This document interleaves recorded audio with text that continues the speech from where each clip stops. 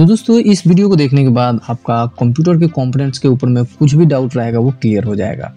आज हम कंप्यूटर के हर एक कंपोनेंट्स को डिटेल में समझेंगे।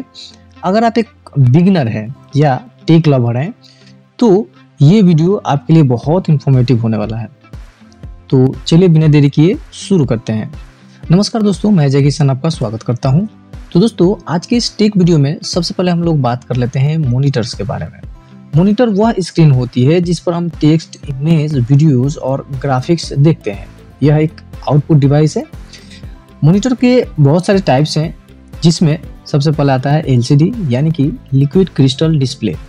पुरानी टेक्नोलॉजी है, लो पावर कंजम्पशन करती है। उसके बाद आता है हमारा LED टाइप का जो मॉनिटर होता है, बेहतर पिक्चर क्वालिटी और एनर्जी एफिशिएंस होता है। LED का फुल फॉर्म क्या है कमेंट बॉक्स में आपको बताना है। अगर आपको पता है तो कमेंट बॉक्स में बताइए, और अगर आपको पता नहीं है तो कमेंट बॉक्स में नो करके कमेंट कीजिए कि हमको पता नहीं है। चलिए आगे बढ़ते हैं। तो अगला मॉनिटर टाइप का अगर बात करें तो OLED, ये होता है ऑर्गेनिक LED। ये मॉनिटर हाई कॉन्ट्रास्ट, बेहतरीन कलर्स के साथ और महंगे आते हैं। ठीक है। इसके बाद अगला हमारा आता है curve and gaming monitors. Smooth performance इसमें मिलता है। इसके बाद कंप्यूटर का अगला कंपोनेंट CPU यानी कि सेंट्रल प्रोसेसिंग यूनिट। CPU को कंप्यूटर का ब्रेन कहा जाता है। यह सारे इंस्ट्रक्शंस को प्रोसेस करता है। इसमें कुछ पार्ट्स होते हैं जैसे कि ALU यानी कि arithmetic and logic unit, calculation और लॉजिक को प्रोसेस करता है। इसके बाद आता है नेक्स्ट इसमें पार्ट CU यानी कंट्रोल यूनिट। यह इनपुट और आउटपुट को मैनेज करता है। इसमें कुछ जो पॉपुलर CPU ब्रांड्स हैं, इसमें आता है Intel, AMD, Apple, M series. इसके बाद कंप्यूटर का अगला कंपोनेंट है RAM यानी कि random access memory. RAM computer की शॉर्ट टर्म मेमोरी होती है जिससे ऐप और डेटा फास्ट लोड होता है। रैम में भी बहुत सारे टाइप्स होते हैं जैसे कि DDR3, DDR4, DDR5। इसमें अब जितना लेटेस्ट वर्जन रहेगा उतना फास्ट काम होता है। इसके बाद अगला रैम टाइप आता है SRAM यानी कि स्टैटिक रैम। ये रैम जो है बहुत फास्ट होता है लेकिन महंगा भी होता है। इसके बाद आता है DRAM यानी कि डायनामिक रैम। ये नॉर्मल रैम है जो ज़्यादातर कंप्यूटर्स में होता है। दोस्तों कंप्यूटर में ज़्यादा रैम रहता है तो मल्टीटास्किंग जो है बहुत आसान होता है, मतलब ज़्यादा आप काम कर सकते हैं एक साथ में। इसके बाद अगला आता है हमारा स्टोरेज डिवाइस। स्टोरेज डिवाइस में आता है हार्ड डिस्क ड्राइव SSD, उसके बाद NVMe SSD, उसके बाद एक्सटर्नल हार्ड ड्राइव या पेन ड्राइव होता है। उसके बाद आता है क्लाउड स्टोरेज। क्लाउड स्टोरेज यानी कि Google drive, one drive, iCloud, ये सब जो है इंटरनेट पर सुरक्षित डेटा को स्टोर करते हैं। लेकिन यहाँ पर जो सबसे पहले हम लोगों ने बात की है hard disk drive. Hard disk drive जो है ज़्यादा स्पेस मिलता है लेकिन यहाँ पर इसका स्पीड जो है बहुत कम रहता है। इससे फास्ट में आता है SSD यानी solid state drive. Fast performance के साथ ज़्यादा रिलायबल होता है।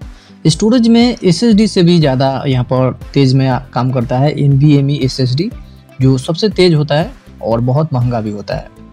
और एक्सटर्नल हार्ड ड्राइव में तो आप जानते ही हैं पेन ड्राइव रहता है या हार्ड ड्राइव रहता है जो पोर्टेबल रहता है। इसके बाद अगला हमारा कंप्यूटर कंपोनेंट्स है मदरबोर्ड। मदरबोर्ड को कंप्यूटर की बैकबोन कह सकते हैं। यह CPU, रैम, स्टोरेज और सभी कंपोनेंट्स को कनेक्ट और कम्युनिकेट करने में मदद करता है। मदरबोर्ड्स के कुछ मेन पार्ट्स हैं जैसे कि CPU socket, RAM slot, PCLE slots, SATA और NVMe स्लॉट्स। इसके बाद अगला कंपोनेंट आता है ग्राफिक कार्ड्स। इसमें आता है GPU का फुल फॉर्म होता है ग्राफिक्स प्रोसेसिंग यूनिट। अगर आप गेमिंग, वीडियो एडिटिंग और 3D रेंडरिंग करना चाहते हैं तो ग्राफिक्स कार्ड जरूरी होता है। अब ग्राफिक्स कार्ड के भी बहुत सारे टाइप्स होते हैं जैसे कि इंटीग्रेटेड GPU, CPU के साथ बिल्ट इन बेसिक वर्क के लिए है। उसके बाद डेडिकेटेड GPU यानी हाई परफॉर्मेंस ग्राफिक्स के लिए जैसे कि NVIDIA RTX, AMD Radeon। इसमें पॉपुलर जो होता है NVIDIA, AMD और Intel Arc। इसके बाद अगला जो हमारा कंपोनेंट आता है पावर सप्लाई यानी कि SMPS, switch mode power supply. SMPS जो होता है कंप्यूटर के सभी कंपोनेंट्स को प्रॉपर वोल्टेज सप्लाई देता है। अब SMPS में भी बहुत सारे टाइप्स होते हैं जैसे कि मॉड्यूलर SMPS, इसमें आप केबल्स को कस्टमाइज कर सकते हैं। इसके बाद आता है नॉन मॉड्यूलर SMPS यानी कि यहाँ पर फिक्स केबल्स होते हैं। अब यहाँ पर कुछ पावर रेटिंग होता है इनमें, जैसे कि 450 वॉट का, 600 वॉट का, 850 वॉट का। जितना हाई वोल्टेज उतना ज़्यादा पावर सपोर्ट।